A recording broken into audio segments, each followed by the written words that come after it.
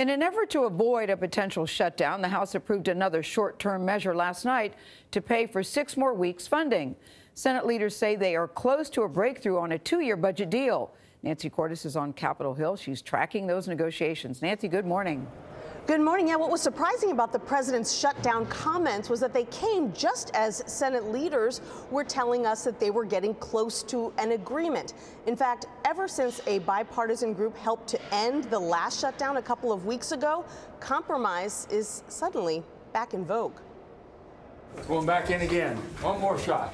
The place to be on Capitol Hill these days is the office of moderate Maine Republican Susan Collins. I think we've made some real progress. About 24 senators, Democrats and Republicans, meet almost daily to try to hammer out a middle-of-the-road immigration plan. We're back in the ball game now. Suddenly, it's cool to be bipartisan. We're here for the same reason. We take the same oath. West Virginia Democrat Joe Manchin passed around a pledge Tuesday urging Senate colleagues not to run campaign ads against one another. The only way we can change it is say we're not going to participate anymore. To some, it feels a little like the good old days when being able to craft a compromise was a point of honor. How do you get back to that place? That's still a national conversation, whether the country wants that or not. Oklahoma Republican James Lankford and Delaware Democrat Chris Coons lead a weekly senators' prayer meeting in this room on the first floor of the Capitol. I do think it's given us a different kind of relationship. But there is kind of a running joke that happens that it's much harder to stab someone in the back after you prayed for them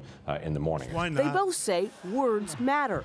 Can we call that treason? Why not? On Monday, Mr. Trump called Democrats un-American for not applauding during parts of his State of the Union address. What does that do to the atmosphere around here? A lot of people don't take it as a joke. They take it exceptionally serious. The extent to which it's troubling is it suggests that he actually thinks in his mind that we have an obligation to stand up and cheer when he speaks. That might be true of the leader of North Korea. It's never been true of the leader of the United States.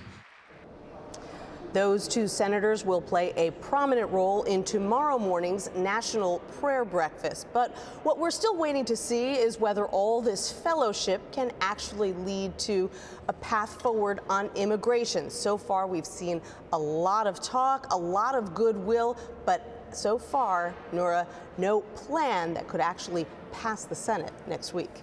Fascinating. Nancy, thank you so much.